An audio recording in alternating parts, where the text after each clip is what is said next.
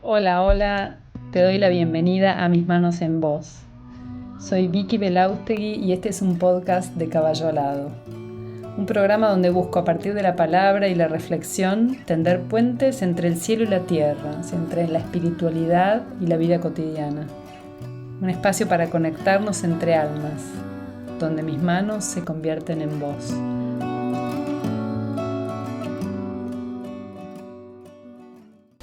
Hola, hola, buenas tardes, buenas noches, buen día.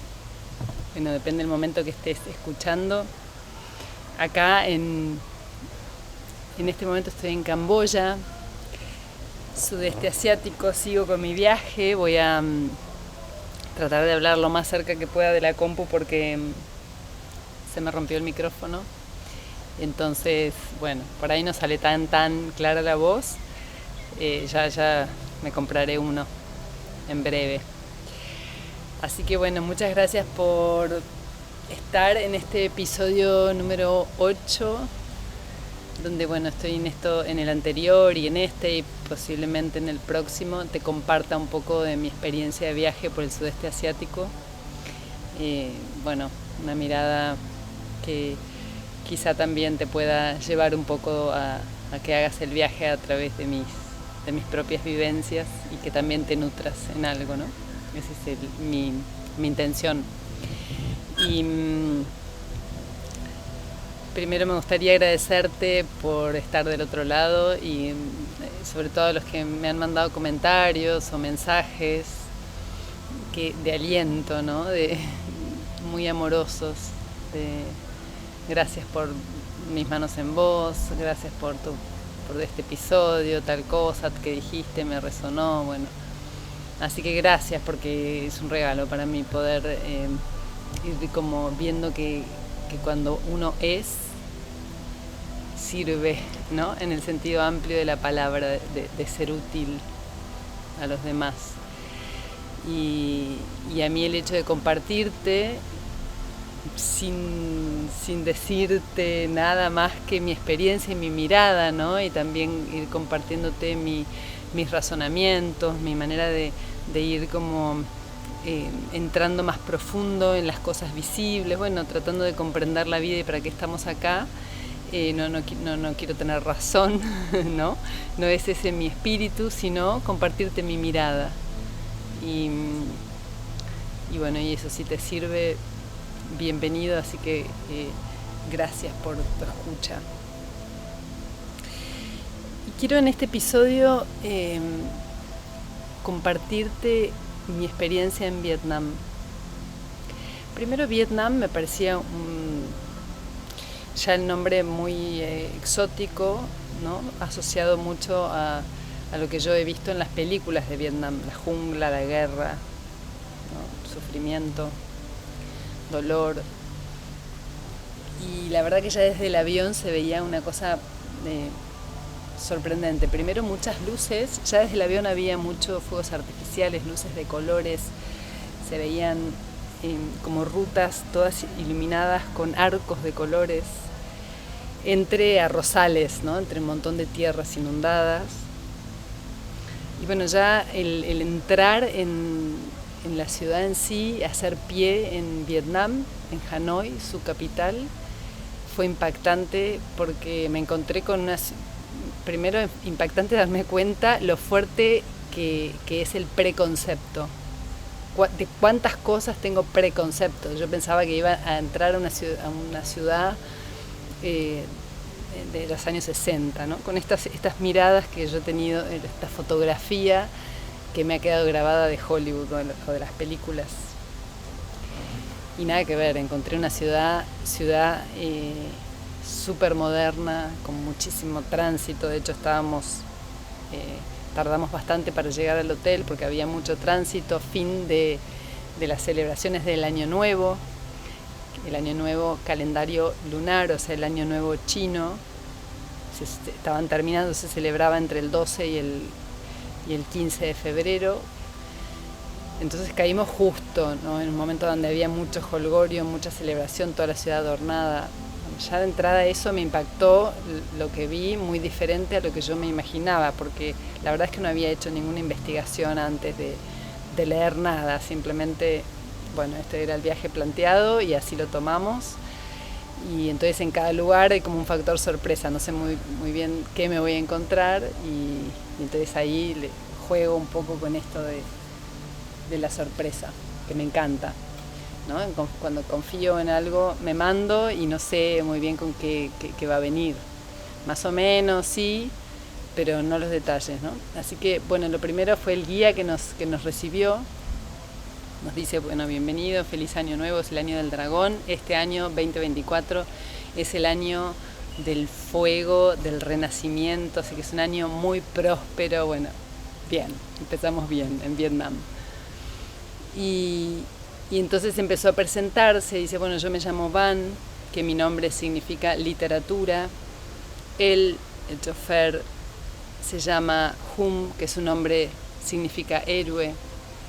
Y bueno, y como se iba presentando así con su nombre y el significado, ahondamos un poco ahí en eso y nos explicó que en la cultura vietnamita, muy asociado por supuesto a el budismo, ¿no? Ya voy a contar un poco eso, tienen la costumbre de poner a sus hijos, los padres, el nombre de sus sueños o sus deseos, como marcándoles de algún modo el camino o el destino a sus hijos, ¿no? En el nombre. Entonces el nombre ya tiene una carga con el color o la vibración que traes, tiene que ver con un anhelo o un sueño de tu padre o de tus padres, ¿no? Entonces su padre era profesor de historia, muy amante de la literatura y entonces le puso a él literatura para que él siguiera ahondando y él se dedicó a las letras, estudió filología. Y así, ¿no? Entonces él nos cuenta, a mi hijo, yo era chiquito de tamaño, Van, y entonces nos dice, yo tuve mucho sufrimiento en mi vida, sufrimiento físico por mi tamaño, mucha falta de fortaleza física, de defensa, entonces le puse a mi hijo el nombre tal, que no me acuerdo ahora, pero que significa artes marciales. O sea, ese valor y esa fortaleza física que yo no tuve, se la deseo a mi hijo en el nombre. Bueno, ya eso me pareció muy curioso de la cultura, ¿no? Muy interesante que cada nombre tenga como ahí marcado el anhelo o el deseo de los padres, ¿no? Y después, bueno, otra cosa interesante, que Hanoi, una ciudad de 10 millones de habitantes y hay 6 millones y medio de motos. No sabes lo que es andar por ahí. Y no hay semáforos, o hay un semáforo, dos, no sé, hay poquitos. Pero no hay un accidente, esto también me pasó en la India, ¿no? Que era como un quilombo la calle, con el perdón de la expresión, pero funciona, hay como un cierto orden en ese caos, ¿no? Como que, bueno, todos pasan, finalmente cruzás la calle en algún momento, porque no van muy rápido. Entonces, bueno, él nos enseñaba cómo había que cruzar la calle y era muy interesante porque te mandabas levantando la mano, bueno, pidiendo permiso, así, ibas cruzando avenidas grandes, como si tuvieras que cruzar una avenida grande de 3, 4 manos por lado y después de una mano y después la siguiente, y la clave nos decía es no correr, vos tenés que cruzar caminando, calma, ¿no? Con calma para no correr, que le das tiempo, si vos vas caminando, le das tiempo al otro a esquivarte, y entonces no sos vos el que tenés que esquivar. Es buenísima esa inteligencia urbana, ¿no? Callejera, muy interesante. Después, bueno, el primer impacto, una ciudad próspera, bueno, que el último año habían crecido como el 5%, o el año anterior, después de la pandemia, como que están como en ebullición comunista, el gobierno. Y entonces de a poco nos iba contando cómo era la historia la historia de cómo se organizaron, cómo fue la historia todavía de la guerra no hablamos mucho, nos llevó a visitar muchos templos, nos habló del budismo, del hinduismo, ¿no? Gran ascendencia o influencia de la India en la religión y en la cultura, y también de la China, ¿no? Entonces hay una mezcla muy interesante ahí de la cultura vietnamita. Y entonces, bueno, muy poderoso, muy fuerte el tema del budismo, de los templos, el rol que los templos budistas tienen en estos países, en todos, pero en Vietnam en particular, en la educación. Porque se meten a monjes, sobre todo los chicos que vienen, o los niños que vienen del campo a la ciudad, que no tienen los padres recursos para que estudien, entonces se alojan en los monasterios y tienen una educación bastante estricta, y ellos pueden entrar ahí y después irse cuando quieran, no hay como, no es que tienen que hacer unos grados o un mandato, sino pueden entrar e irse, pero es lo que les facilita el estudio. Entonces es muy normal que los chicos, las personas, los jóvenes, sobre todo los del interior o de las zonas del campo, se metan de monjes para poder estudiar. Entonces es ahí donde nos decía, el que no se mete en un monasterio o en la escuela a estudiar, o ya más adelante en la universidad, trabaja. Acá no existen los ni estudia ni trabaja, que es bastante una situación social bastante problemática de nuestras economías modernas capitalistas, ¿no? Que muchos jóvenes que están como en esta instancia del ni estudio ni trabajo. Dice, acá no hay ni, o te dedicas a la cabeza o te dedicas a los pies. Te dedicas a la cabeza trabajás en la inteligencia usando la mente y el estudio, y entonces es el trabajo intelectual. O haces trabajo con los pies, que es simbólicamente metes los pies en el arrozal, porque son culturas campesinas básicamente, ¿no? Donde producen arroz y arroz, no sé cuántas variedades de arroz, y toda la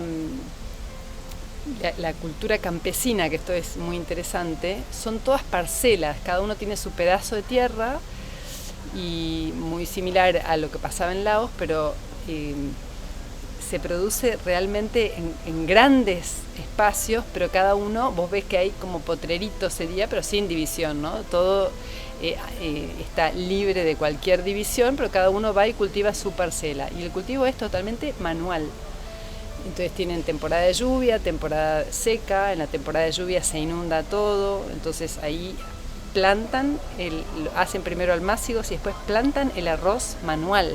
Cada ramita, como cuando yo hago las lechugas en la huerta, que haces el almácigo, y cuando tienen el tamaño de, no sé, 15, 20 centímetros, van las mujeres con los pies en el barro, porque tiene que haber agua, como 20 centímetros de agua, y tiene que ser como una sopa de tierra, y ahí plantan de a 2 o 3 brotes la planta de arroz, que sale como una espiga, después como una espiga como si fuera de trigo, ¿no? Bueno, súper interesante toda la vida asociada al cultivo de arroz. Toda la vida asociada al cultivo de arroz. Eso me pareció como muy llamativo. Pero a la vez había una prosperidad en torno al campo. Veías rutas nuevas, construcciones de casas de material nuevas, barrios urbanos, o sea, me sorprendió realmente un país, porque después nos salimos de Hanoi y nos alejamos un poco para hacer otras visitas, entrando como más en la provincia, y la verdad me impresionó la prosperidad que vi en Vietnam. Como yo me imaginaba realmente algo mucho más pintoresco, entre comillas, pintoresco en el sentido de, bueno, con bastante pobreza y con mucho desorden urbano, más asociado a lo que he visto en la India, y la verdad me sorprendió y vi otra cosa, algo mucho más moderno, bastante más intervenido a nivel urbano, bueno. Y en el campo, una producción verde, donde no había arroz, en cada espacito que había de tierra había cultivo de huertas, hortalizas, verduras, Entonces siempre verde, pero me impresionó la cultura del cultivo de verduras. Todo el mundo tiene su pedacito de quinta. De pronto en una vereda donde había un árbol y quedaban esos 30 o 40 centímetros alrededor del árbol y la vereda que queda un pedacito de tierra, ahí había coles, por ejemplo. Cultivan donde haya un pedacito de tierra, se cultiva alimento. También eso me pareció un valor muy importante que él me lo ratificó cuando me dice acá no hay NIS, ¿no? O estudias o trabajás, con una cultura del valor del trabajo, ¿no? Y de trabajar la tierra, como dedicándole a sacar los frutos de la tierra, los frutos básicos, ¿no? Pero eso me encantó porque había unos huertos divinos, ibas al costado de la ruta, lleno de huertos chiquitos, ¿no? Porque cada uno tiene su predio, pero muy verde, ¿no? Lechugas, coles, habas, aromáticas, bueno, muchísimas cosas. Eso me impactó. Después nos fuimos a la bahía de Jalón, que es un lugar patrimonio de la humanidad que es tremendo, tiene 500 millones de años de antigüedad y es una bahía en el mar que da al mar de China, digamos, no sé, no me quiero equivocar, o mar de la India, yo no me acuerdo. Es una bahía que tiene unas formaciones de piedras que parecen dedos que salen del mar, pero hay 1600 islas, o sea, hay 1600 dedos. Entonces vos navegás, pasás la noche por ahí y vas navegando por esta bahía con esta geografía que es única en el mundo. Bueno, ahí me pareció alucinante también. O sea, la naturaleza tremenda, fuimos a visitar unas cuevas adentro de la montaña. Bueno, tiene mucha cosa de la naturaleza también para conocer y para, digamos, que entre la belleza por los ojos, ¿no? La gente muy amorosa todo el tiempo, la gente muy servicial, ¿no? Como ves sonrisas, no sé, todo eso me llamaba mucho la atención. Y en el viaje de vuelta de la bahía de Jalón al aeropuerto, que tuvimos un día largo, y hicimos unas visitas a unos pueblos y a conocer un poco más la vida del interior, Van nos fue contando algunas cosas de la guerra, que me llamaba, porque paramos en un lugar que ayudaban a los excombatientes, o a los hijos de los excombatientes, o a las personas que tenían algún efecto derivado de la guerra. Y entonces a partir de eso nos empezó a contar la guerra en Vietnam, contada por un vietnamita. Entonces él empieza diciendo, el guía tenía 52 años, ¿no? Entonces él dice, bueno, yo nací en una trinchera. Y entonces nos hace el cuento. ¿Cómo? Imagínate, nuestros ojos eran, ¿cómo naciste en una trinchera? Una persona habla español perfecto, había estudiado español en Cuba también. Nací en una trinchera, mi madre me dio a luz en una trinchera. Entonces nos cuenta, había una trinchera en forma de A que hacían como con bambú o con cañas y hojas de palma para refugiarse ahí adentro, vivían ahí adentro. Y entonces, mientras caían las bombas, mi madre empezó a parir y bueno, yo fui asistido por otra trinchera de al lado donde estaban mis tíos que la tuvieron que llevar a mi madre porque el peso de las bombas y de las cosas que habían caído adentro cuando yo estaba recién salido hicieron hundir la trinchera, así que tuvieron que llevarme a otro lado, me llevaron en una hamaca y a partir de ahí nos empieza a contar su mirada de la guerra, su experiencia de la guerra, contada en primera persona. Bueno, él era recién nacido, pero mamó de algún modo, ¿no? Literal también. Todo todo lo que está envuelto en esta historia de guerra. Entonces nos cuenta que el padre era profesor de historia, muy intelectual, muy estudioso, entonces durante el día se dedicaban todas las personas a hacerles comida a los combatientes, a los civiles que ayudaban a los soldados, ¿no? Entonces había toda una cadena de favores para poder estar en la resistencia. Por supuesto, ellos eran de la franja de Vietnam del Norte, que eran Vietcong, ¿no? Los comunistas, los que estaban dentro de la orden o de la oleada a favor de Ho Chi Minh, que es su héroe nacional, ¿no? Quien los liberó de la opresión de los americanos y los franceses, ¿no? Así nos cuenta.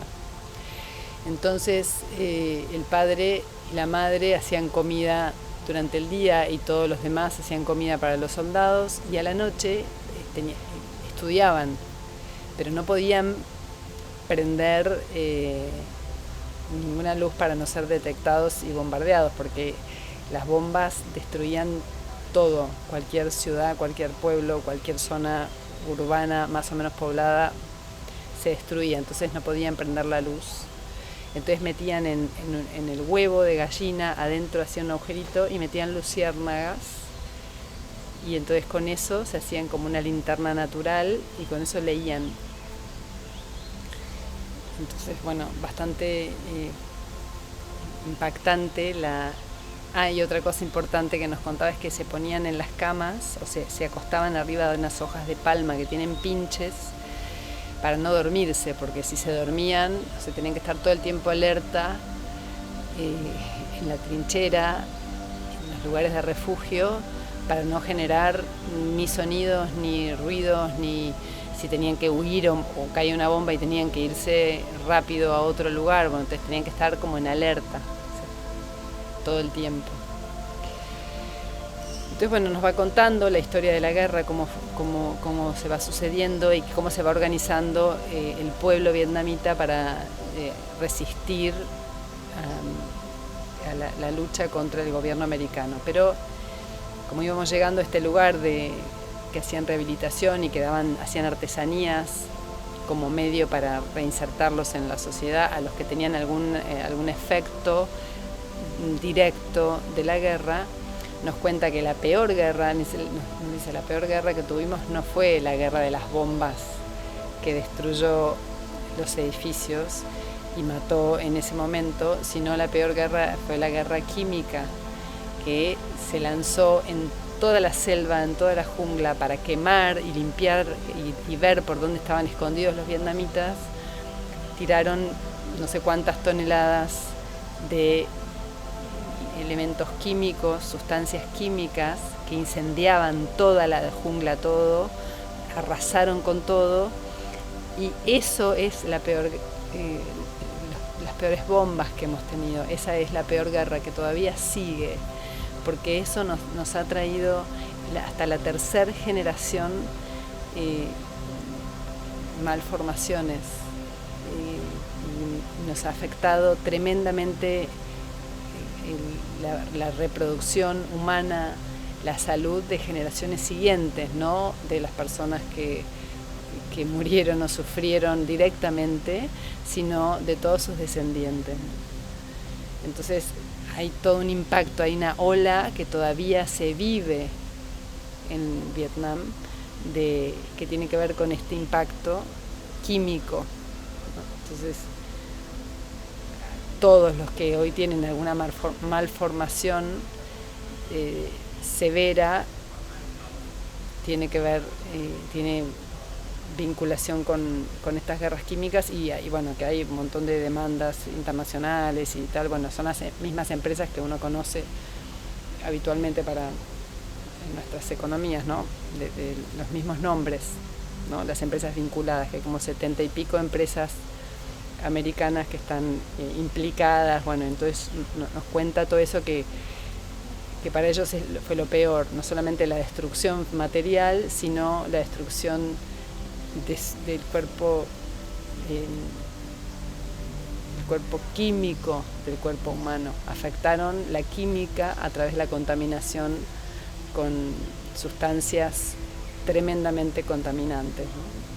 Nos dio una equivalencia de Hiroshima, no sé, porque Hiroshima y Nagasaki como que era el equivalente a lo que había sucedido ahí, pero amplificado. Toda una mirada que yo nunca había tenido de la guerra de Vietnam, ¿no? De hecho, nunca sabía muy bien qué había pasado. Y bueno, vamos entrando ahí más profundo y entonces nos cuenta que como la resistencia del pueblo vietnamita fue muy fuerte, que hay una película que está solo en vietnamita,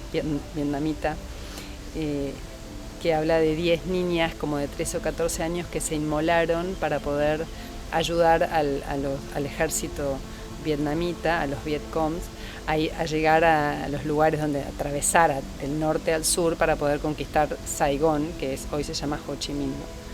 Y entonces estas niñas estaban en una zona donde estaban minando todas las rutas, tiraban bombas los americanos y rompían las rutas y no podían pasar. Entonces estas niñas tenían su rol de ser campana y avisarles al ejército local, de su país, que ahí estaba cortada esa ruta, pero cuando se hacían visibles las mataban.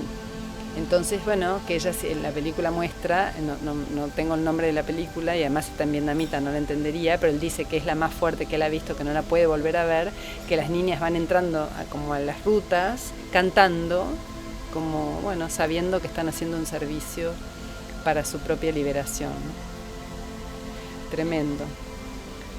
Y entonces cuando van llegando las tropas o el ejército local a conquistar ahí Saigón, empiezan la gente ayudando al ejército a construir en el sur túneles subterráneos. Entonces dice que hay toda una ciudad abajo de la tierra, que hay 3 niveles, el primer nivel, el segundo piso y el tercer piso, que tiene como 10 o 12 metros de profundidad, todo con lo que tenían. La gente lo hacía con bambú, con cañas de bambú, y siempre escondidos para no ser vistos. Entonces ahí empezaron a armar una ciudad abajo de la tierra, donde había hospitales, había escuelas, funcionaban ahí abajo.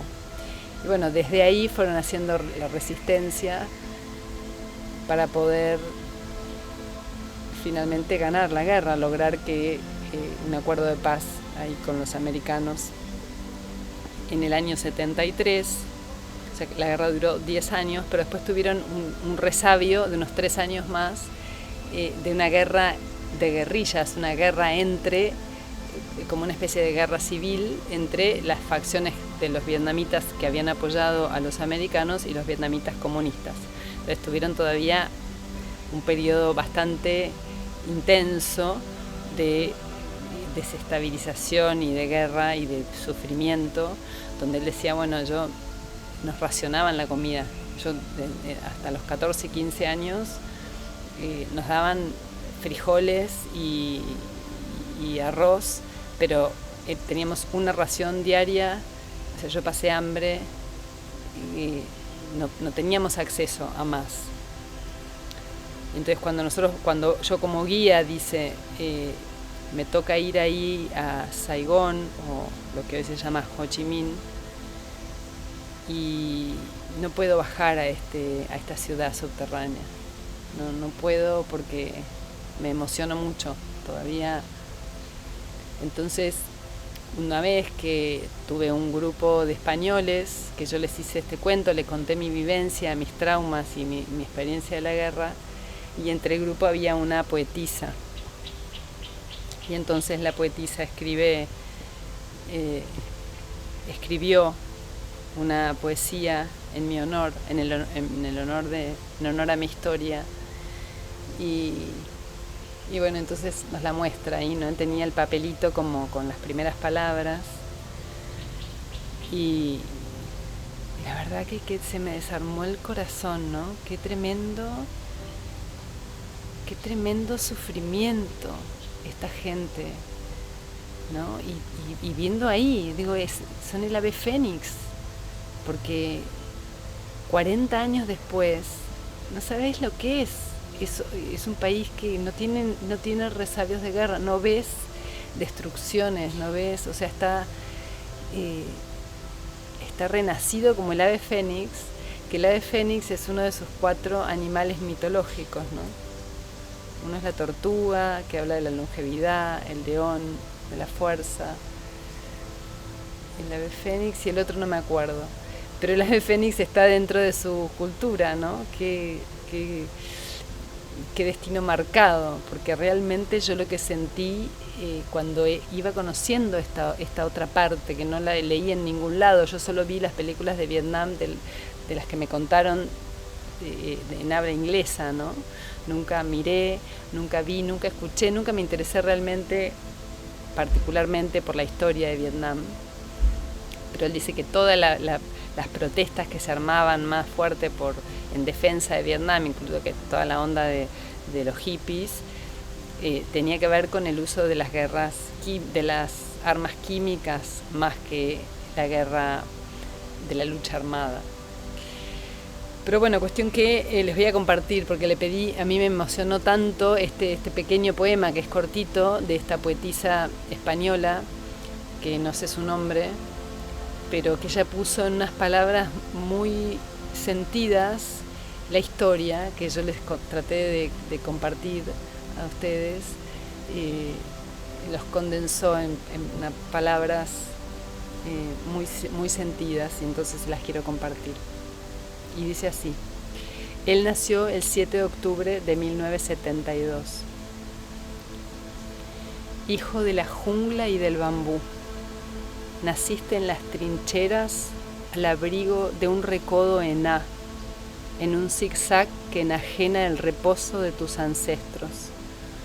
Cuando el occidental recorre jocoso con su cámara los túneles, no depara en el dolor que resuman las paredes, donde un día una mujer, bajo las bombas, entre sollozos de arcilla y a la luz de las luciérnagas, parió.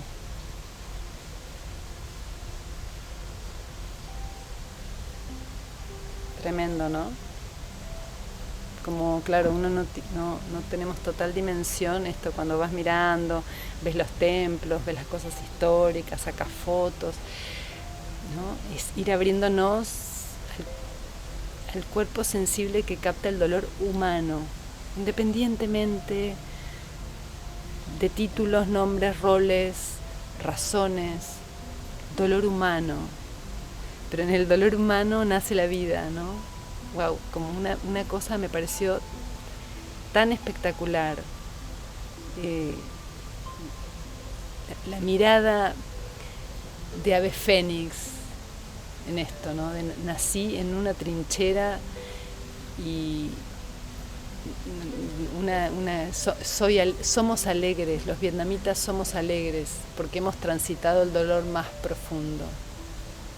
Wow, sí. Cuán cierto, ¿no? Las personas que han podido trascender el dolor encuentran alegría, porque la alegría, ya el hecho de estar vivo, te trae alegría. Y fíjate quizá a tu alrededor, o vos mismo, depende de la situación en que has tenido, si has tenido mucho sufrimiento, o las personas que han tenido mucho sufrimiento y lo han trascendido, son personas que expresan alegría. Y eso es lo que yo vi en el pueblo vietnamita. Rencor, él dice, el rencor, no tenemos rencor, pero sí dolor. Y hemos podido trascenderlo y expresar el dolor en alegría. Y la alegría se manifiesta en el ni, en el no ni sería, ¿no? En el dedicarte a la vida, o estudiás o trabajás o haces algo, pero no un ni, ¿no? Que la vida no te pasa desapercibida nunca más después de transitar experiencias colectivas de esta dimensión, ¿no? La vida no te pasa desapercibida. Sos un ave fénix.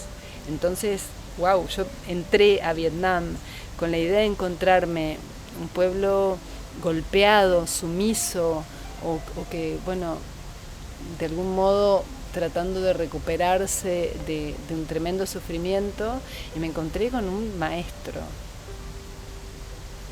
Vietnam me resultó un maestro de cómo transmutar el dolor en vida,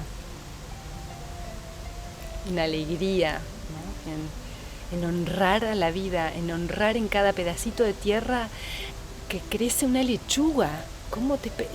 Era impactante, como multiplicando vida en cada lugar, y la tierra, te aseguro que era blanca, como decís, acá no crece nada, no, crecía de todo, ¿no? Como hay muchos más ingredientes que forman parte de esta cultura que han hecho un ave fénix.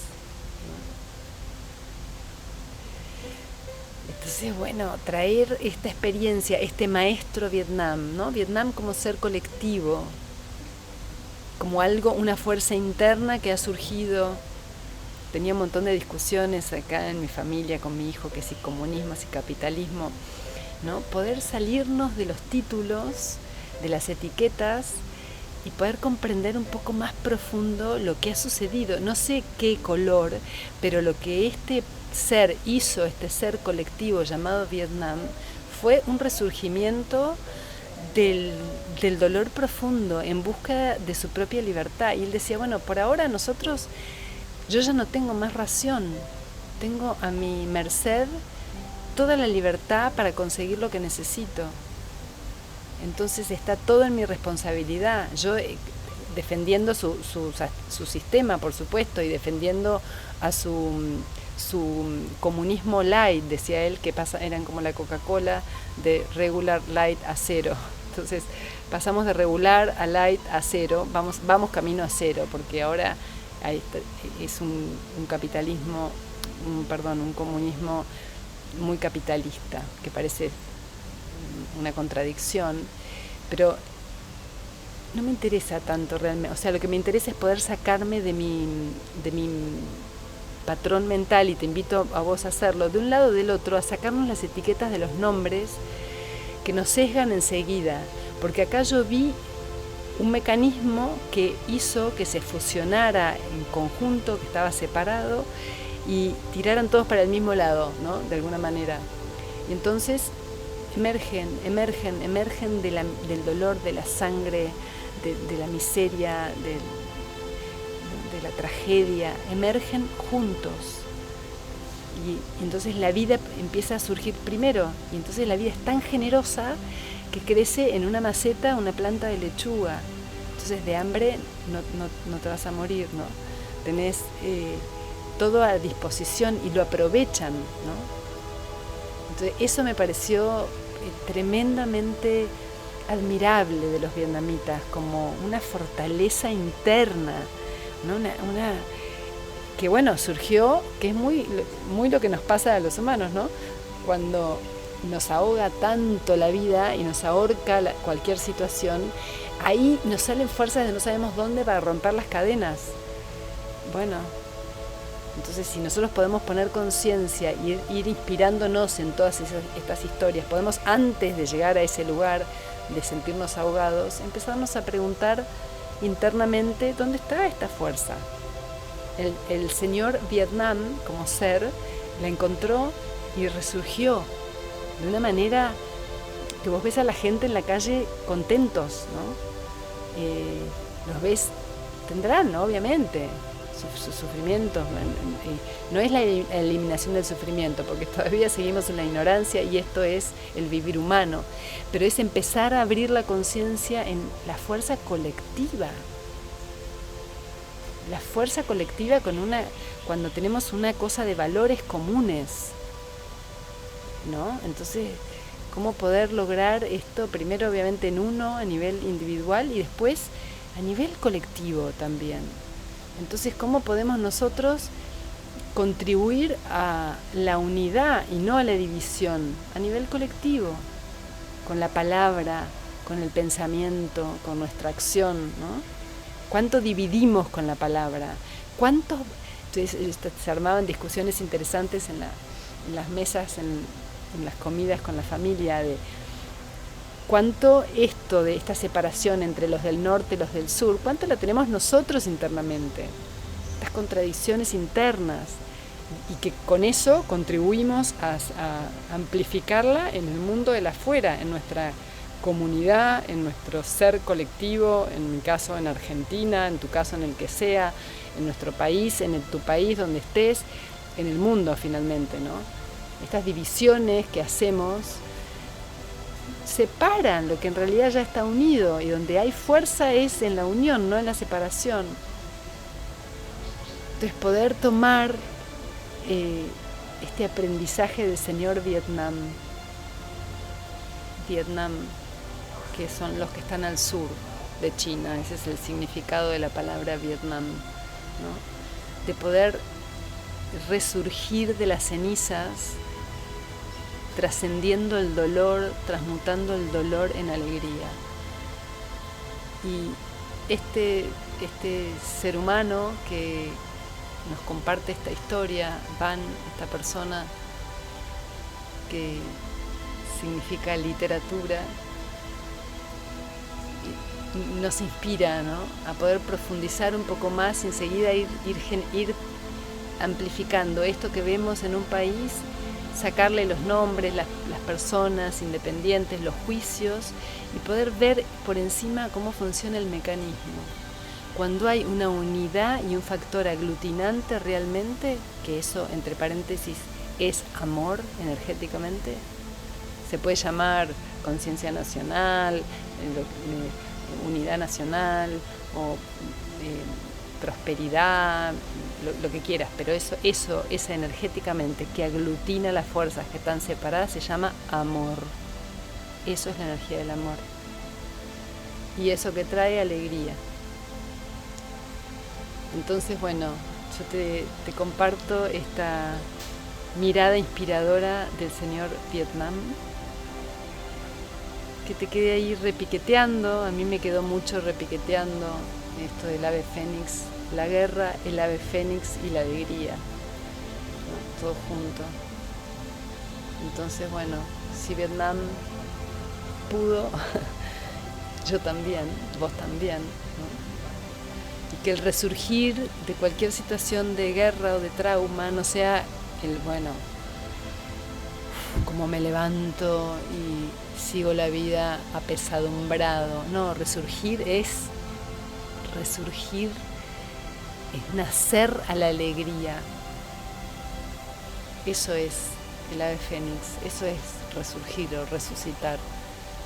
Ya la vida no es la misma, ¿no? Entonces podés cultivar la lechuga en cualquier pedacito de tierra disponible, como símbolo, ¿no? Me quedó eso, cultivar la lechuga en cualquier rincón, cultivar tu alimento, siempre vas a encontrar el alimento, pero tenés que ponerlo, ¿no? Tenés que trabajarlo, tenés que ir a cultivarlo, poner la tierra, poner la semilla, ponerle agua, en conjunto con la naturaleza.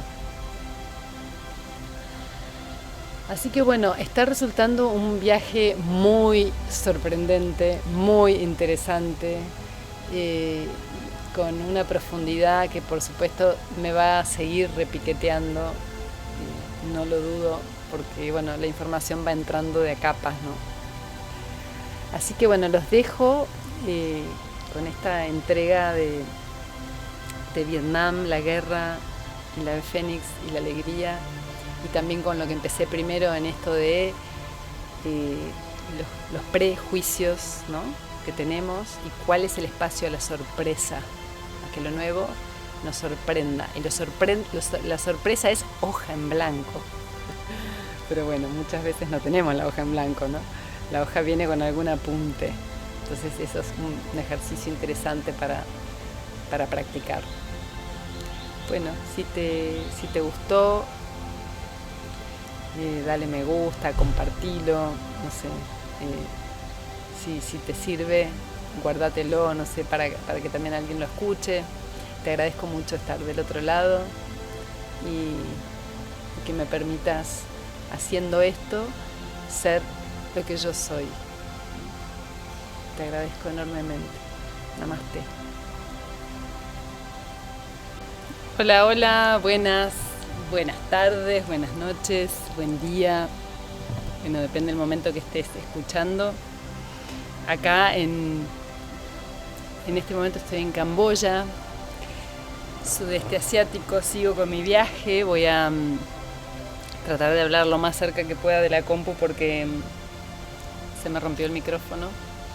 Entonces, bueno, por ahí no sale tan clara la voz. Ya me compraré uno en breve. Así que bueno, muchas gracias por estar en este episodio número 8, donde bueno, estoy en el anterior y en este y posiblemente en el próximo te comparta un poco de mi experiencia de viaje por el sudeste asiático.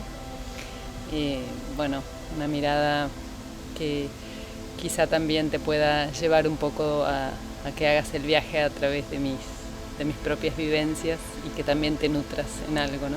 Esa es mi intención. Y primero me gustaría agradecerte por estar del otro lado y sobre todo a los que me han mandado comentarios o mensajes de aliento, ¿no? Muy amorosos. Gracias por mis manos en voz, gracias por este episodio, tal cosa que dijiste, me resonó, bueno. Así que gracias porque es un regalo para mí poder ir como viendo que cuando uno sirve, ¿no? En el sentido amplio de la palabra, de ser útil a los demás. Y a mí el hecho de compartirte sin decirte nada más que mi experiencia y mi mirada, ¿no? Y también ir compartiéndote mis razonamientos, mi manera de ir como entrando más profundo en las cosas visibles, bueno, tratando de comprender la vida y para qué estamos acá. No quiero tener razón, ¿no? No es ese mi espíritu, sino compartirte mi mirada. Y bueno, y eso, si te sirve, bienvenido, así que gracias por tu escucha. Y quiero en este episodio compartirte mi experiencia en Vietnam. Primero, Vietnam me parecía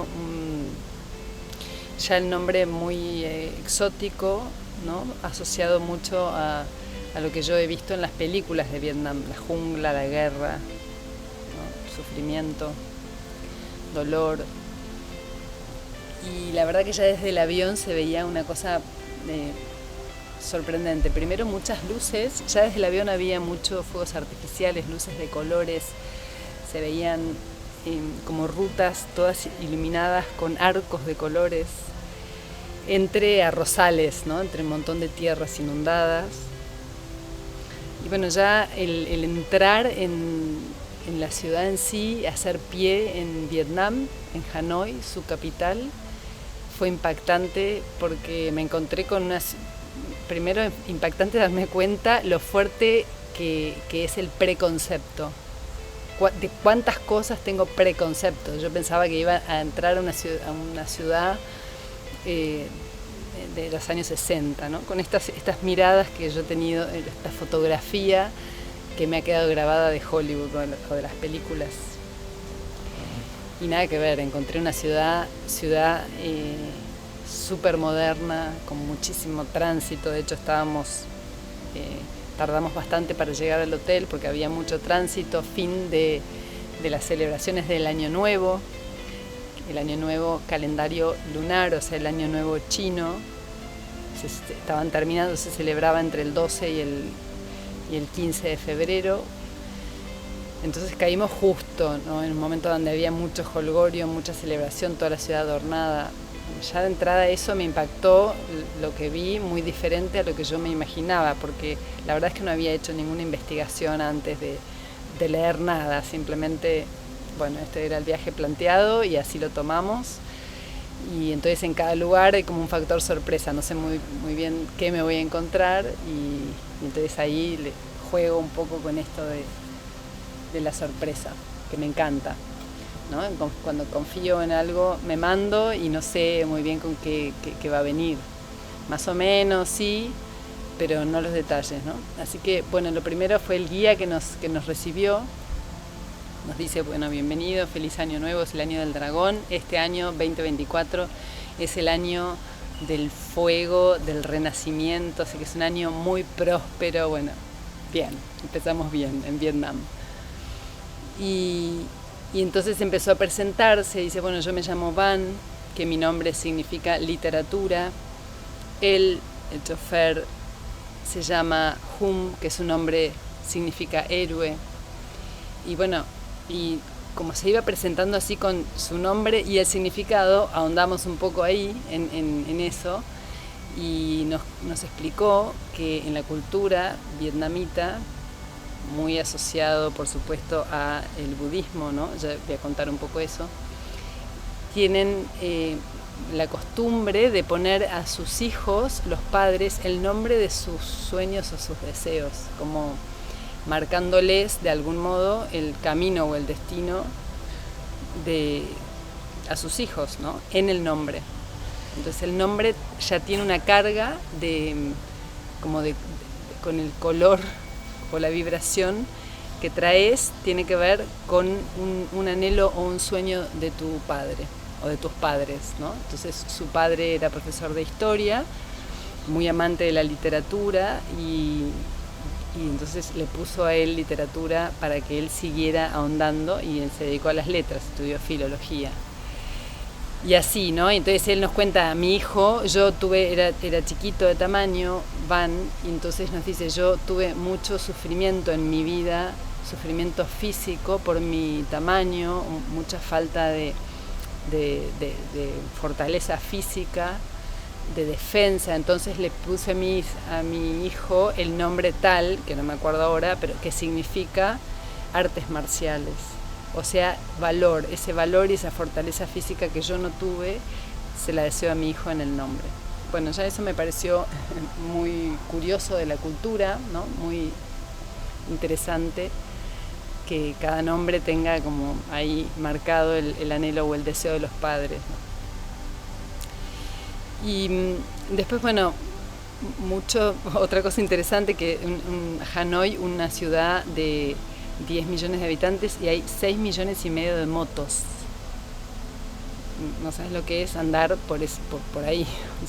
Y no hay semáforos, o hay un semáforo, dos, no sé, hay poquitos. Pero no hay un accidente. Esto también me pasó en la India, ¿no? Que era como un quilombo la calle, con el perdón de la expresión. Pero funciona, hay como un cierto orden en ese caos, ¿no? Como que, bueno, todos pasan, finalmente cruzas la calle en algún momento, porque no van muy rápido.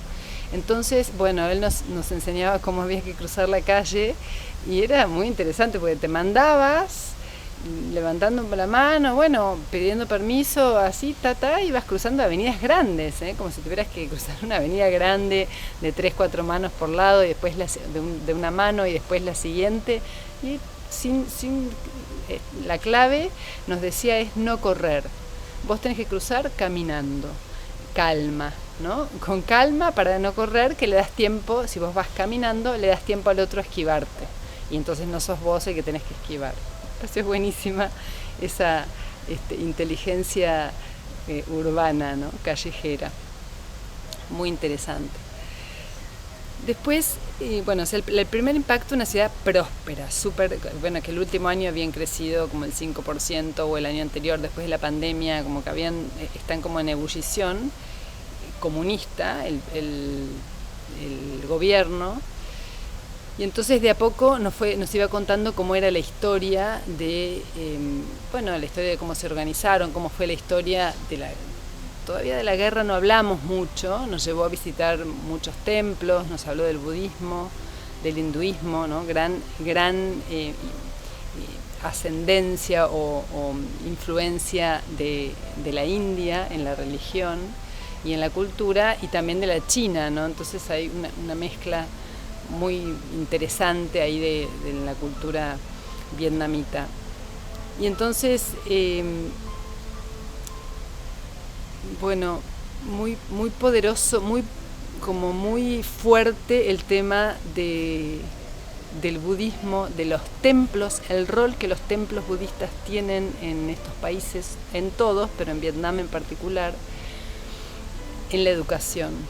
Porque se meten a monjes, sobre todo los chicos que vienen, o los niños que vienen del campo a la ciudad, que no tienen los padres recursos para que estudien, entonces se alojan en los monasterios y tienen una educación bastante estricta, y ellos pueden entrar ahí y después irse cuando quieran. No hay como, no es que tienen que hacer unos grados o un mandato, sino pueden entrar e irse, pero es lo que les facilita el estudio. Entonces es muy normal que los chicos, las personas, los jóvenes, sobre todo los del interior o de las zonas del campo, se metan de monjes para poder estudiar.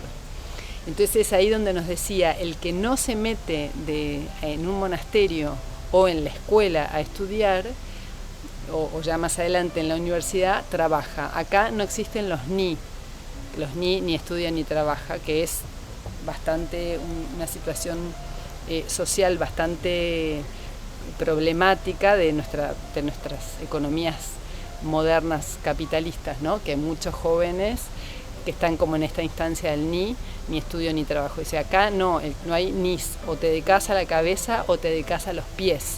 Te dedicas a la cabeza trabajás en la inteligencia usando la mente y el estudio, y entonces es el trabajo intelectual. O haces trabajo con los pies, que es simbólicamente metes los pies en el arrozal, porque son culturas campesinas básicamente, ¿no? Donde producen arroz y arroz, no sé cuántas variedades de arroz, y toda la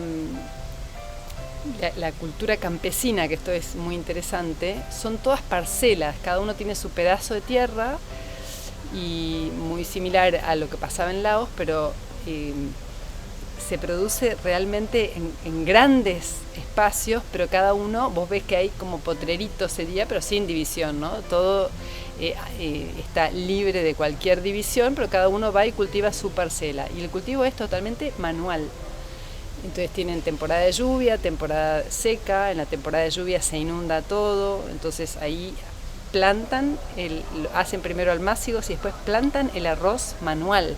Cada ramita, como cuando yo hago las lechugas en la huerta, que haces el almácigo, y cuando tienen el tamaño de, no sé, 15, 20 centímetros, van las mujeres con los pies en el barro, porque tiene que haber agua, como 20 centímetros de agua, y tiene que ser como una sopa de tierra, y ahí plantan de a 2 o 3 brotes la planta de arroz, que sale como una espiga, después como una espiga como si fuera de trigo, ¿no? Bueno, súper interesante toda la vida asociada al cultivo de arroz.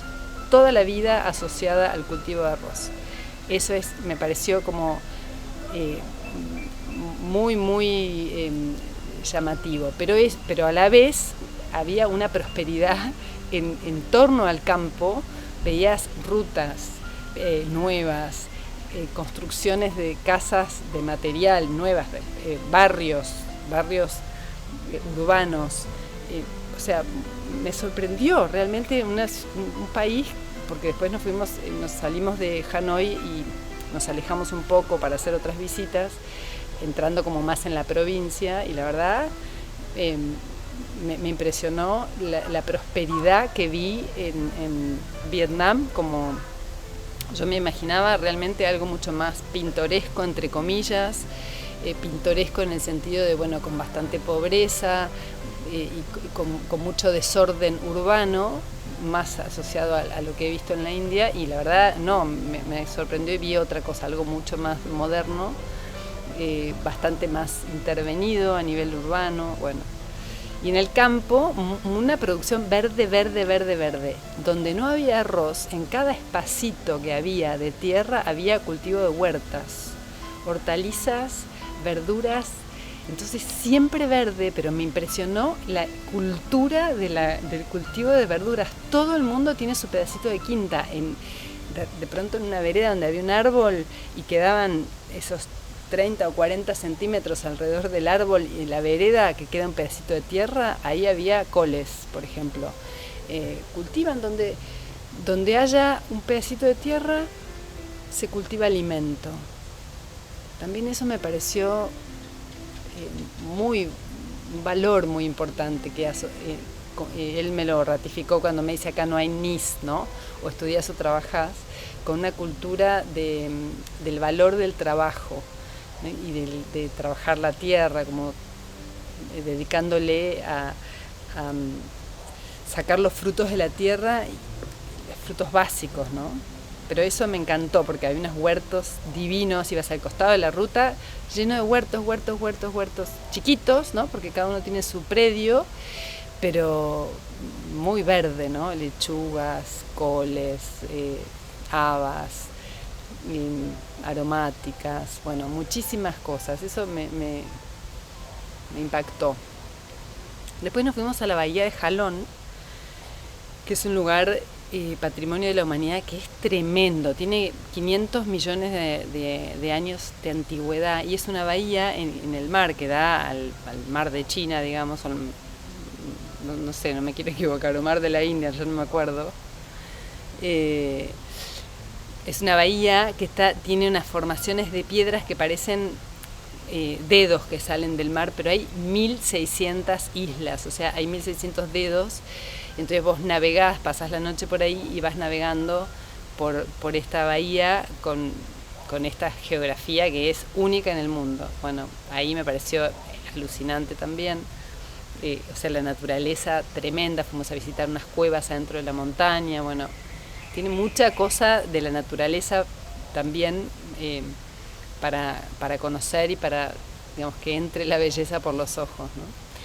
La gente muy amorosa todo el tiempo, la gente muy servicial, ¿no? Como ves sonrisas, no sé, todo eso me llamaba mucho la atención. Y en el viaje de vuelta de la bahía de Jalón al aeropuerto, que tuvimos un día largo, y hicimos unas visitas a unos pueblos y a conocer un poco más la vida del interior, Van nos fue contando algunas cosas de la guerra, que me llamaban, porque paramos en un lugar que ayudaban a los excombatientes, sería, o a los hijos de los excombatientes, o a las personas que tenían algún efecto derivado de la guerra. Y entonces a partir de eso nos empezó a contar la guerra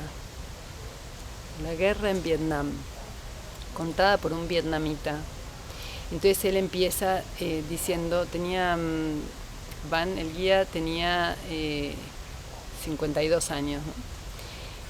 Entonces él dice, bueno, yo nací en una trinchera. Y entonces nos hace el cuento. ¿Cómo? Imagínate, nuestros ojos eran, ¿cómo naciste en una trinchera? Una persona habla español perfecto, había estudiado español en Cuba también. Nací en una trinchera, mi madre me dio a luz en una trinchera.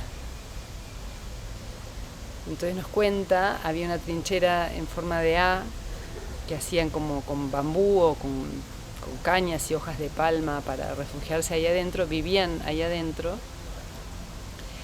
Y entonces, mientras caían las bombas, mi madre empezó a parir y bueno, yo fui asistido por otra trinchera de al lado donde estaban mis tíos que la tuvieron que llevar a mi madre porque el peso de las bombas y de las cosas que habían caído adentro cuando yo estaba recién salido hicieron hundir la trinchera, así que tuvieron que llevarme a otro lado, me llevaron en una hamaca y a partir de ahí nos empieza a contar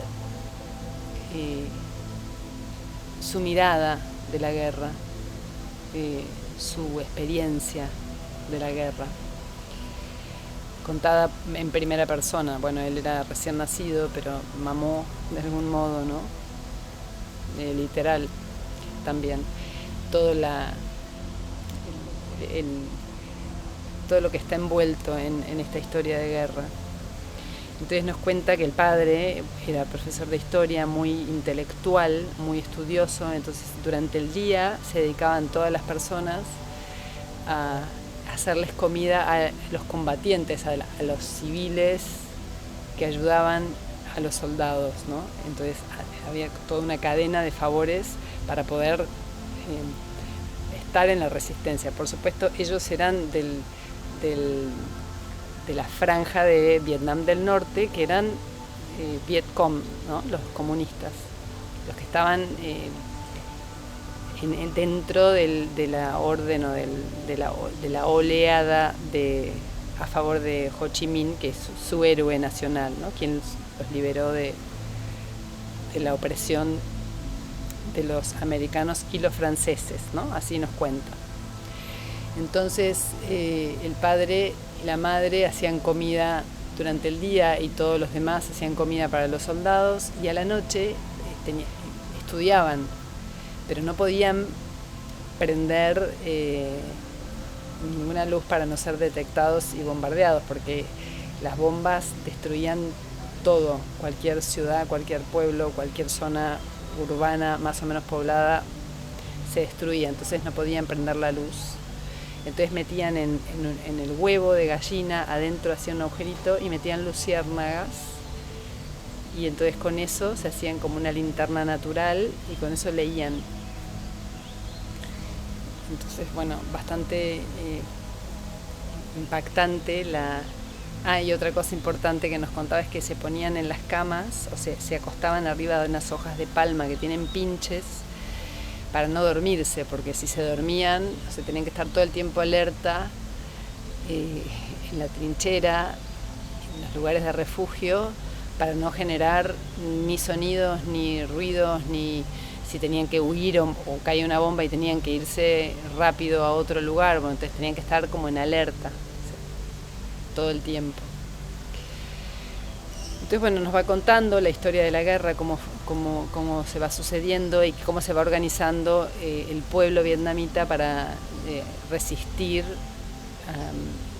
a la lucha contra el gobierno americano. Pero como íbamos llegando a este lugar que hacían rehabilitación y hacían artesanías como medio para reinsertarlos en la sociedad, a los que tenían algún efecto directo de la guerra, nos cuenta que la peor guerra, nos dice, la peor guerra que tuvimos no fue la guerra de las bombas que destruyó los edificios y mató en ese momento, sino la peor guerra fue la guerra química, que se lanzó en toda la selva, en toda la jungla, para quemar y limpiar y ver por dónde estaban escondidos los vietnamitas.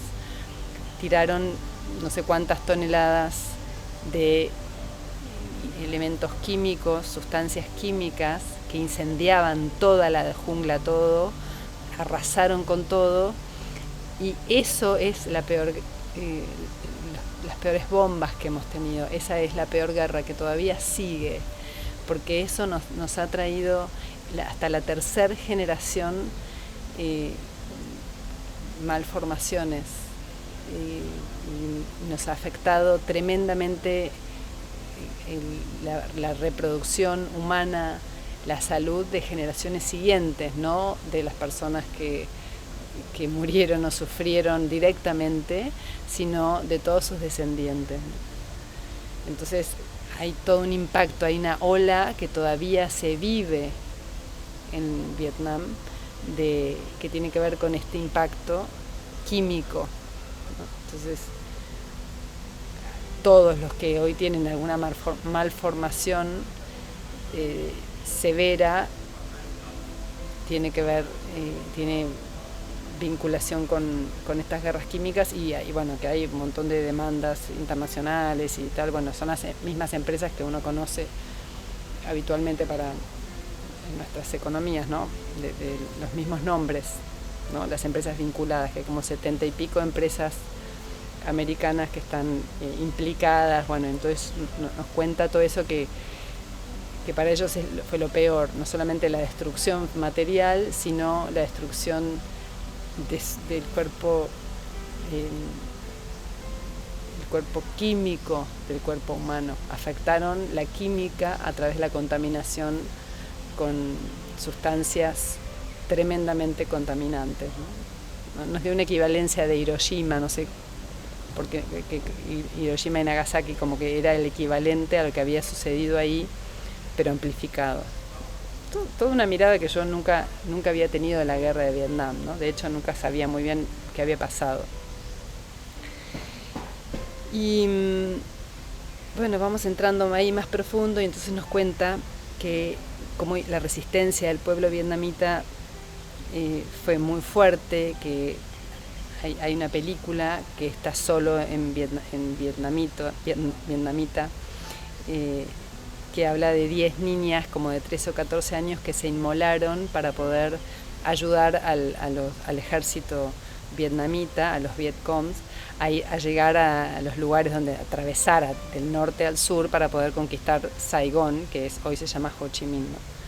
Y entonces estas niñas estaban en una zona donde estaban minando las rutas, tiraban bombas los americanos y rompían las rutas y no podían pasar. Entonces estas niñas tenían su rol de ser campana y avisarles al ejército local, de su país, que ahí estaba cortada esa ruta, pero cuando se hacían visibles las mataban.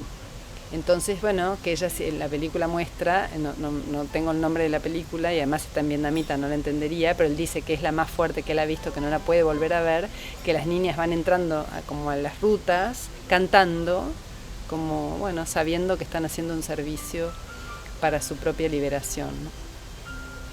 Tremendo. Y entonces cuando van llegando las tropas o el ejército local a conquistar ahí Saigón, empiezan la gente ayudando al ejército a construir en el sur túneles subterráneos. Entonces dice que hay toda una ciudad abajo de la tierra, que hay 3 niveles, el primer nivel, el segundo piso y el tercer piso, que tiene como 10 o 12 metros de profundidad, todo con lo que tenían. La gente lo hacía con bambú, con cañas de bambú, y siempre escondidos para no ser vistos. Entonces ahí empezaron a armar una ciudad abajo de la tierra, donde había hospitales, había escuelas, funcionaban ahí abajo. Y bueno, desde ahí fueron haciendo la resistencia para poder finalmente ganar la guerra, lograr que un acuerdo de paz ahí con los americanos en el año 73. O sea, la guerra duró 10 años, pero después tuvieron un resabio de unos 3 años más, de una guerra de guerrillas, una guerra como una especie de guerra civil entre las facciones de los vietnamitas que habían apoyado a los americanos y los vietnamitas comunistas.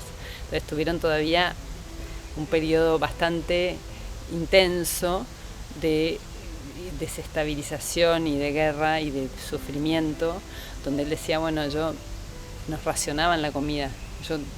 Hasta los 14, 15 años nos daban frijoles y arroz, pero teníamos una ración diaria. O sea, yo pasé hambre y no teníamos acceso a más. Y entonces cuando yo como guía dice, me toca ir ahí a Saigón, o lo que hoy se llama Ho Chi Minh, y no puedo bajar a esta ciudad subterránea. No puedo porque me emociono mucho todavía. Entonces, una vez que tuve un grupo de españoles, que yo les hice este cuento, les conté mi vivencia, mis traumas y mi experiencia de la guerra, y entre el grupo había una poetisa. Y entonces la poetisa escribió una poesía en mi honor, en honor a mi historia. Y bueno, entonces nos la muestra ahí, ¿no? Tenía el papelito como con las primeras palabras. Y la verdad que se me desarmó el corazón, ¿no? Qué tremendo sufrimiento esta gente, ¿no? Y viendo ahí, digo, son el ave fénix, porque 40 años después, no sabéis lo que es. Es un país que no tiene resabios de guerra, no ves destrucciones, no ves, o sea, está renacido como el ave fénix, que el ave fénix es uno de esos 4 animales mitológicos, ¿no?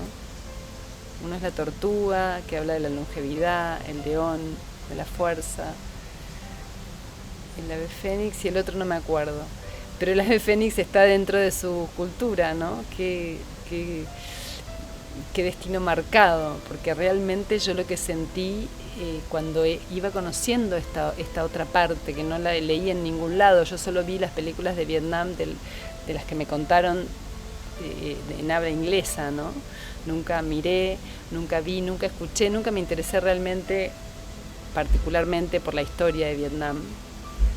Pero él dice que todas las protestas que se armaban más fuerte en defensa de Vietnam, incluso que toda la onda de los hippies, tenía que ver con el uso de las guerras, de las armas químicas, más que la guerra de la lucha armada. Pero bueno, cuestión que les voy a compartir, porque le pedí, a mí me emocionó tanto este pequeño poema, que es cortito, de esta poetisa española, que no sé su nombre, pero que ella puso en unas palabras muy sentidas la historia que yo les traté de compartir a ustedes, los condensó en unas palabras muy sentidas, y entonces las quiero compartir. Y dice así: él nació el 7 de octubre de 1972, hijo de la jungla y del bambú. Naciste en las trincheras al abrigo de un recodo ená, en un zigzag que enajena el reposo de tus ancestros. Cuando el occidental recorre jocoso con su cámara los túneles, no depara en el dolor que resuman las paredes, donde un día una mujer, bajo las bombas, entre sollozos de arcilla y a la luz de las luciérnagas, parió.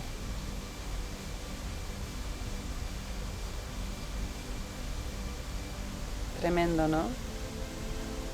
Como, claro, uno no tenemos total dimensión, esto cuando vas mirando, ves los templos, ves las cosas históricas, sacas fotos, ¿no? Es ir abriéndonos al cuerpo sensible que capta el dolor humano, independientemente de títulos, nombres, roles, razones, dolor humano.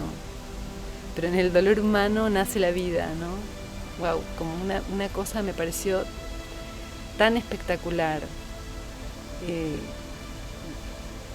La mirada de ave fénix en esto, ¿no?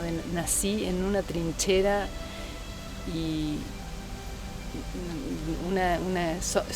somos alegres, los vietnamitas somos alegres porque hemos transitado el dolor más profundo. Wow, sí. Cuán cierto, ¿no? Las personas que han podido trascender el dolor encuentran alegría, porque la alegría, ya el hecho de estar vivo, te trae alegría. Y fíjate quizá a tu alrededor, o vos mismo, depende de la situación en que has tenido, si has tenido mucho sufrimiento, o las personas que han tenido mucho sufrimiento y lo han trascendido, son personas que expresan alegría. Y eso es lo que yo vi en el pueblo vietnamita. Rencor, él dice, el rencor, no tenemos rencor, pero sí dolor. Y hemos podido trascenderlo y expresar el dolor en alegría. Y la alegría se manifiesta en el ni, en el no ni sería, ¿no? En el dedicarte a la vida. O estudiás o trabajás o haces algo, pero no un ni, ¿no? Que la vida no te pasa desapercibida nunca más después de transitar experiencias colectivas de esta dimensión, ¿no? La vida no te pasa desapercibida. Eso es un ave fénix. Entonces, wow, yo entré a Vietnam con la idea de encontrarme un pueblo golpeado, sumiso, o que, bueno, de algún modo tratando de recuperarse de un tremendo sufrimiento, y me encontré con un maestro. Vietnam me resultó un maestro de cómo transmutar el dolor en vida, en alegría, ¿no? en honrar a la vida, en honrar en cada pedacito de tierra que crece una lechuga. Era impactante, como multiplicando vida en cada lugar, y la tierra te aseguro que era blanca, como decís, acá no crece nada, no, crecía de todo, ¿no? Como hay muchos más ingredientes que forman parte de esta cultura que han hecho un ave fénix.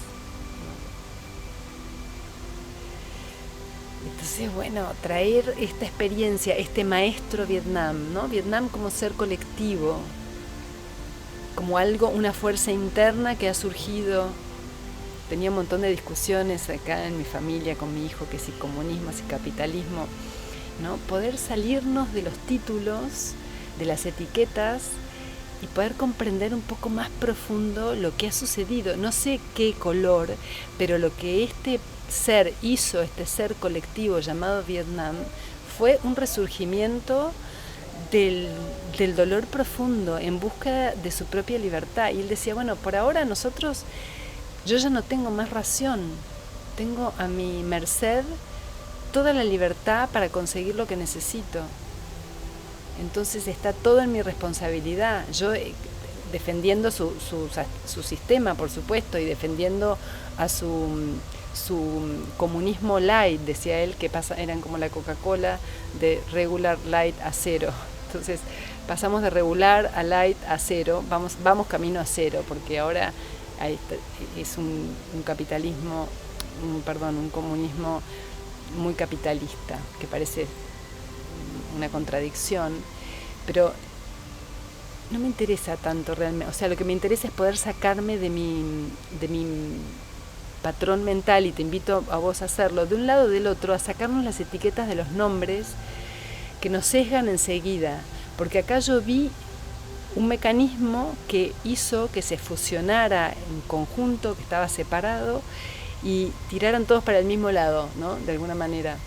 Y entonces emergen del dolor, de la sangre, de la miseria, de la tragedia, emergen juntos. Y entonces la vida empieza a surgir primero, y entonces la vida es tan generosa que crece en una maceta una planta de lechuga. Entonces de hambre no te vas a morir, ¿no? Tenés todo a disposición y lo aprovechan, ¿no? Entonces eso me pareció tremendamente admirable de los vietnamitas, como una fortaleza interna, ¿no? Una que bueno, surgió, que es muy lo que nos pasa a los humanos, ¿no? Cuando nos ahoga tanto la vida y nos ahorca cualquier situación, ahí nos salen fuerzas de no sabemos dónde para romper las cadenas. Bueno, entonces si nosotros podemos poner conciencia y ir inspirándonos en todas estas historias, podemos, antes de llegar a ese lugar de sentirnos ahogados, empezarnos a preguntar internamente dónde está esta fuerza. El señor Vietnam, como ser, la encontró y resurgió de una manera que vos ves a la gente en la calle contentos, ¿no? Los ves, tendrán, ¿no? Obviamente, sus sufrimientos. No es la eliminación del sufrimiento, porque todavía seguimos en la ignorancia y esto es el vivir humano, pero es empezar a abrir la conciencia en la fuerza colectiva. La fuerza colectiva cuando tenemos una cosa de valores comunes, ¿no? Entonces, ¿cómo poder lograr esto? Primero, obviamente, en uno, a nivel individual, y después a nivel colectivo también. Entonces, ¿cómo podemos nosotros contribuir a la unidad y no a la división a nivel colectivo? Con la palabra, con el pensamiento, con nuestra acción, ¿no? ¿Cuánto dividimos con la palabra? Entonces se armaban discusiones interesantes en las mesas, en las comidas con la familia, de cuánto esto de esta separación entre los del norte y los del sur, cuánto la tenemos nosotros internamente, estas contradicciones internas, y que con eso contribuimos a amplificarla en el mundo del afuera, en nuestra comunidad, en nuestro ser colectivo, en mi caso en Argentina, en tu caso en el que sea, en nuestro país, tu país donde estés, en el mundo finalmente, ¿no?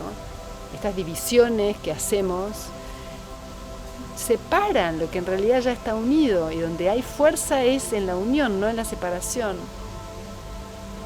Entonces poder tomar este aprendizaje del señor Vietnam, que son los que están al sur de China, ese es el significado de la palabra Vietnam, ¿no? De poder resurgir de las cenizas, trascendiendo el dolor, transmutando el dolor en alegría. Y este ser humano que nos comparte esta historia, Van, esta persona que significa literatura, nos inspira, ¿no?, a poder profundizar un poco más y enseguida ir amplificando esto que vemos en un país, sacarle los nombres, las personas independientes, los juicios, y poder ver por encima cómo funciona el mecanismo. Cuando hay una unidad y un factor aglutinante realmente, que eso, entre paréntesis, es amor energéticamente, se puede llamar conciencia nacional, unidad nacional o prosperidad, lo que quieras, pero esa energéticamente que aglutina las fuerzas que están separadas se llama amor. Eso es la energía del amor. Y eso que trae alegría. Entonces, bueno, yo te comparto esta mirada inspiradora del señor Vietnam, que te quede ahí repiqueteando. A mí me quedó mucho repiqueteando esto del ave fénix, la guerra, el ave fénix y la alegría, ¿no? Todo junto. Entonces, bueno, si Vietnam pudo, yo también, vos también, ¿no? Y que el resurgir de cualquier situación de guerra o de trauma no sea el, bueno, como me levanto y sigo la vida apesadumbrado. No, resurgir es nacer a la alegría. Eso es el ave fénix, eso es resurgir o resucitar. Ya la vida no es la misma, ¿no? Entonces podés cultivar la lechuga en cualquier pedacito de tierra disponible, como símbolo, ¿no? Me quedó eso, cultivar la lechuga en cualquier rincón, cultivar tu alimento, siempre vas a encontrar el alimento, pero tenés que ponerlo, ¿no? Tenés que trabajarlo, tenés que ir, cultivarlo, poner la tierra, poner la semilla, ponerle agua, en conjunto con la naturaleza. Así que bueno, está resultando un viaje muy sorprendente, muy interesante, con una profundidad que por supuesto me va a seguir repiqueteando, no lo dudo, porque bueno, la información va entrando de a capas, ¿no? Así que bueno, los dejo con esta entrega de Vietnam, la guerra, el ave fénix y la alegría, y también con lo que empecé primero en esto de los prejuicios, ¿no?, que tenemos, y cuál es el espacio a la sorpresa, a que lo nuevo nos sorprenda. Y la sorpresa es hoja en blanco. Pero bueno, muchas veces no tenemos la hoja en blanco, ¿no? La hoja viene con algún apunte. Entonces eso es un ejercicio interesante para practicar. Bueno, si te gustó, dale me gusta, compartilo, no sé, si te sirve, guárdatelo, no sé, para que también alguien lo escuche. Te agradezco mucho estar del otro lado y que me permitas, haciendo esto, ser lo que yo soy. Te agradezco enormemente. Namaste.